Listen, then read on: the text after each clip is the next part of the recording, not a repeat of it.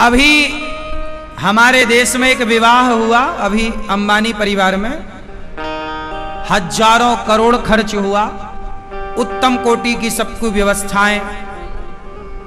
शादी में जो कार्ड बनाया गया था वो एक कार्ड की कीमत 7 लाख रुपए थी। ऐसे से हजारों कार्ड बनाए गए,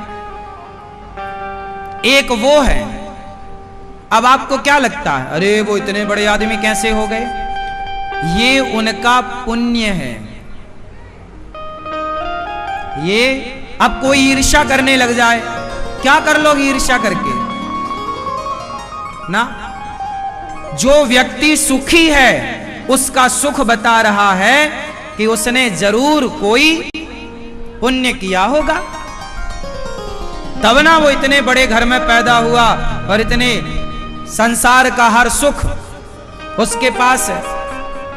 और एक वो है जो अपनी बेटी के ब्याह में 25,000 रुपए भी नहीं जुटा पाता। एक वो है जो एक शादी में हजारों करोड़ खर्च कर देते हैं एक रात में, और एक वो है जो अपनी बेटी के ब्याह में 25,000 रुपए नहीं जुटा पा रहा है। अब बताओ, आप तो कहते थे सब एक है, कैसे एक हो सकता है? यही है पाप और यही है पुण्य। जो आज सुखी हैं, आप जितने लोग सुखी हैं, ये सब तुम्हारा पुण्य है। और आज जितने लोग दुखी हैं, ये सब उनके द्वारा ही किया गया पाप उनके आड़े आ रहा है, वही दुख दे रहा है। तुम्हारा पाप तुम्हें दुख देता है, तुम्हारा पुण्य तुम्हें सुख देता है। आज दशरथ जी रो रहे हैं, मेरा राम मेरा राम। ये दशरथ जी का पाप था। ये दशरथ जी का क्या था? जोर से, क्या पाप था? एक बेटे को उसके मां बाप से दूर किया था।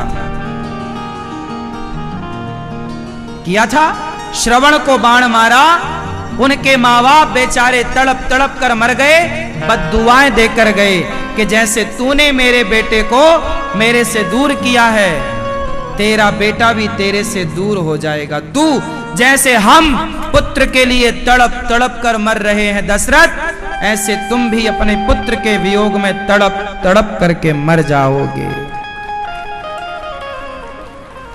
ये है कर्मों का फल। आज नहीं कल, कल नहीं परसों, पागल तुझे तेरे कर्मों का फल मिलके रहेगा, बचेगा नहीं तू। ये ईश्वर की अदालत है साहब। वो अंधा नहीं है जिसने ये ब्रह्मांड बनाया है। तुम ज्यादा होशियार बनते हो ना, बने रहो। जिसने तुम्हें आंखें दी हैं, उसके पास कितनी आंखें होंगी? सहस्त्र शीर्षा पुरुषा सहस्त्राक्ष सहस्त्रपाद, हजारों आंखें। इसलिए ज्यादा होशियार कौआ मत बनो, हर गलत काम करने से बचो। और सुनो, कोई और ना पाएगा। मैंने आपके गाल में एक थप्पड़ मारा है ना, तो बस ये ईश्वर की डायरी में लिख गया कि अनिरुद्धाचार्य ने बेवजह फलाने के गाल में थप्पड़ मारा। वो थप्पड़ मेरे गाल में वापस आएगा, चाहे इस जन्म में आवे, अगले जन्म में आएगा। पागल, बचेगा कोई नहीं। कोई बचा हो तो नाम लिखवाओ मुझे। रावण बच गया, कंस बच गया, तुम्हारे बाप दादे बच गए करके गलत काम, फिर तुम बच जाओगे?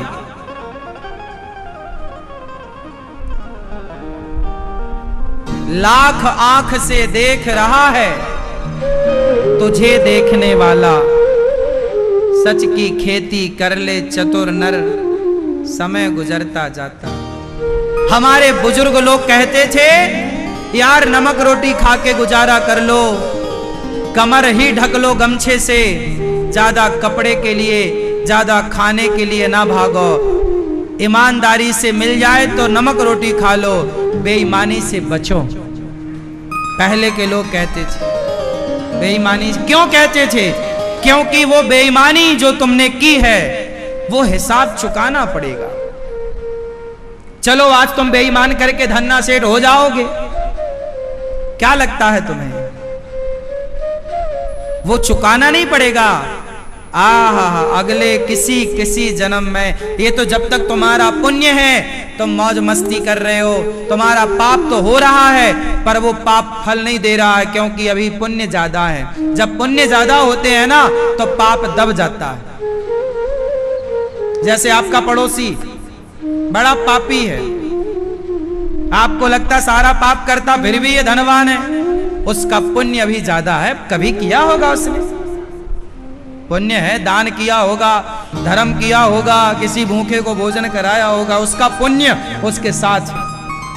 तो अभी पुण्य के कारण पाप दब रहा है, लेकिन जिस दिन वो पाप उदय होगा तो फिर वो जब अपना नाच नचाएगा, अपना रुतबा दिखाएगा तो नानी याद आएगी। साहब हमने दिन बदलते देखे हैं, आप लोग अब देखे कि नहीं हमें नहीं पता। हमने दिन बदलते देखे हैं। जिनकी कल तक तूती बोलती थी, जिनका डंका बजता था साहब, आज उनके घर में रोटी के लाले पड़े हैं।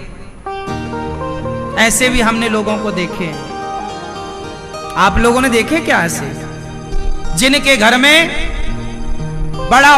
जिनके घर में हाथी हुआ करते थे, घोड़े हुआ करते थे, सारी शोहरत हुआ करती थी, आज उनके घर में रोटी का बंदोबस्त नहीं है। ऐसे हाल हमने देखे हैं जीवन में। धनवान होते हुए अकड़ देखी है लोगों की, और समय ढलने के बाद उनकी दीनता देखी है। जब पैसा आपके पास होता है, समय आपका होता है, आप अकड़ दिखाते हैं, लेकिन जब समय अपनी मार लगाता है तो अच्छों की अकड़ निकल जाती है और आदमी सरेंडर हो जाता है। इसलिए सबसे बलवान कौन है? बोलो। पुरुष बली नहीं होते है, समय होत बलवान। भीलन गोपी लूट लई, वही अर्जुन वही बाण। संभल के रहना रे बाबा। भगवान से रोज प्रार्थना करो, हे विधाता मेरे द्वारा कभी किसी का दिल ना दुखे, मेरी वाणी से कभी किसी का दिल ना दुखे, मेरे कर्मों से किसी का दिल ना दुखे, मेरा ये शरीर किसी का दिल ना दुखाए, मैं किसी को प्रसन्न कर सकूं तो बस मैं प्रसन्न करता रहूं, मैं किसी को रुलाऊं ना। मेरे कारण आपकी आंखों में आंसू नहीं आने चाहिए, मेरे कारण आपकी होठों पे मुस्कान आनी चाहिए। बस मैं तो ये चाहता हूं विधाता मेरे द्वारा कभी किसी को कोई कष्ट ना हो। मैं बचता हूं किसी को कष्ट देने से, मैं नहीं देता, मैं केवल हंसाता हूं, मैं केवल आपको कथा सुनाकर आपको खुशी देता हूं, आपकी भोजन की व्यवस्था कराकर आपकी सेवा करके आपके पेट भरने के बारे में सोचता हूं। आप गौरी गोपाल आए हैं तो यहां से खुश होकर जाएं, मैं आपको किसी प्रकार का दुख नहीं देना चाहता। भगवान से प्रार्थना करता हूं कि प्रभु मेरे द्वारा किसी को कोई दुख ना हो, यदि किसी को दुख मेरे द्वारा होने वाला हो तो उसके पहले ही मेरा जीवन पूरा हो जाए, पर मेरे द्वारा किसी को कष्ट ना हो। जीवन जियो ऐसे जियो। सुख देने आए हैं हम, दुख देने। दुख तो आदमी को कर्म दंड दे ही रहे हैं, दुख तो आपके कर्म आपको दे ही रहे हैं। मैं क्यों आपको दुखी दूं, दुख दूं? मुझे सुख देने का अधिकार है। एक मैया मेरे पास आई, महाराज जी मैं मछली खाती हूं, मछली। पति ने कहा महाराज ये मेरी पत्नी मछली खाती है, मांस खाती है। मैंने मां से कहा मां ये बताओ क्या तुम किसी एक मछली को, मरी हुई मछली को, क्या तुम उसे जीवन लौटा सकती हो, उसे जीवित कर सकती हो? बोली नहीं। मैंने कहा माता, जब तुम एक मरी हुई मछली को, एक मरे हुए मुर्गे को, एक मरे हुए बकरे को आप जीवित नहीं कर सकते, तो एक जीवित बकरे की, एक जीवित मछली की जान लेने का ये अधिकार आपको किसने दे दिया है, ये तो बताओ। आप जो धड़ल्ले से प्राण ले रहे हैं मछली के, बकरा के, बकरी के, हिंसा कर रहे हैं, बताओ किसने आपको यह लाइसेंस दिया कि आप बेवजह किसी की हत्या करें? फिर ईश्वर जब दंड देंगे तो रोगे कि हमारा ये कष्ट, वो ये, तुम्हारे किसी ना किसी जन्मों के कर्मों का दंड भोगना पड़ेगा। तुम निर्दोष जीवों की हत्या कर रहे हो अपने स्वाद के लिए, और अपने आप को बड़ा पढ़ा लिखा समझा रहे हो, समझ रहे हो। समझदार वो नहीं है जो किसी का गला काट के अपना पेट भरे, समझदार तो वो संत थे जो जंगल के कंद मूल फल पत्ता पत्ती खाकर, घास फूस खाकर अपना जीवन गुजारे, पर उन्होंने किसी को परेशान नहीं किया, किसी की आंखों में आंसू नहीं लाए। मेरे द्वारा किसी की हत्या क्यों हो? मैं क्यों किसी की हत्या का जिम्मेदार बनूं? क्यों कारण बनूं? नहीं, मैं भूखा मर जाऊं तो मर जाऊं, लेकिन मेरे कारण एक हंसती खेलती मछली क्यों मरे? मेरे कारण एक बकरा क्यों मरे? ना, यही धर्म, यही दया, यही दया का भाव तुम सनातनियों को, तुम हिंदुओं को दुनिया से सबसे श्रेष्ठ बनाता है। यही विचार, यही विचारधारा हिंदुओं को सबसे उत्तम बनाती है। और वो हिंदू जिसके अंदर ये दया की विचारधारा नहीं है, वो हिंदू नहीं है।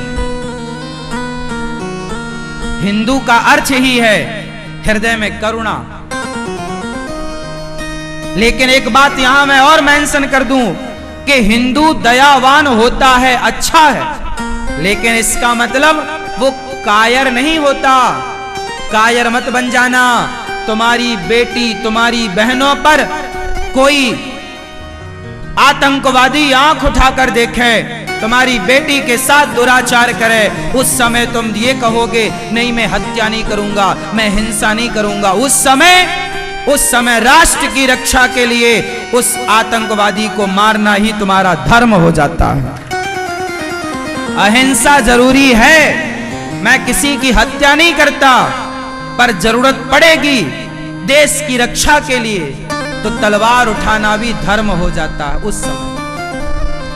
तो ये दोनों बातें आपको आनी चाहिए। दया के सागर बनो आप,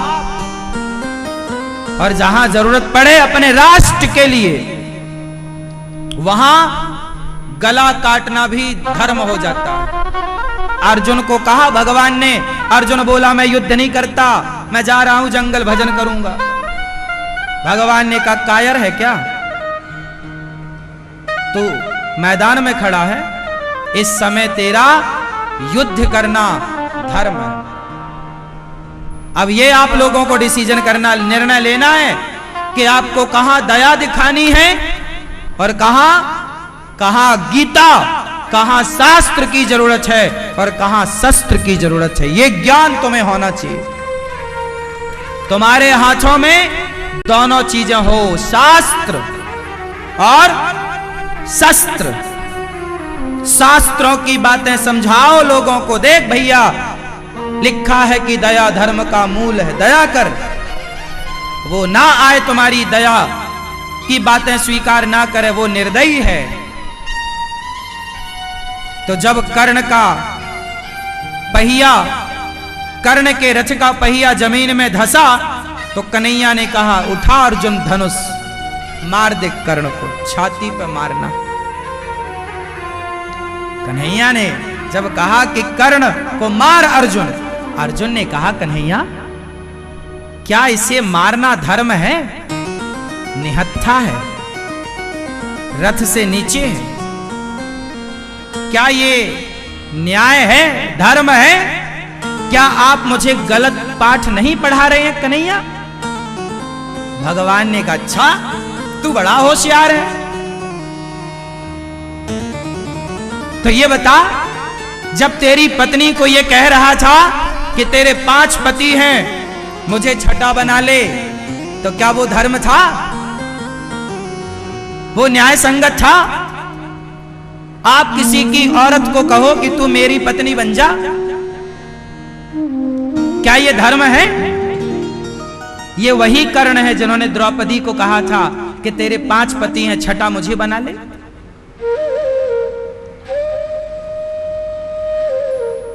अभिमन्यु जब मर गए, एक योद्धा से एक योद्धा युद्ध करने का धर्म था, पर एक योद्धा से इतने सारे योद्धाओं ने युद्ध किया। उसमें ये कर्ण भी थे। क्या कर्ण को नहीं पता था कि ये अभिमन्यु मेरा सगा भतीजा है? फिर भी तलवार मारी, खौंप दी उसके पेट में तलवार। अर्जुन, क्या वो धर्म था? हाँ, धर्म का पाठ उनके लिए पढ़ो जब सामने भी धर्मात्मा हो। सामने अधर्मी हो तो अधर्मी के सामने धर्म का मुंह ना ताको, अधर्मी को अधर्म से मार देना ही धर्म है। धर्म उनके लिए जब सामने वाला धर्म की भाषा समझता हो। ये कौन सा धर्म की भाषा समझने वाला है? इनके लिए कौन सा धर्म है साहब? हमें तो धर्म का भी ज्ञान होना चाहिए।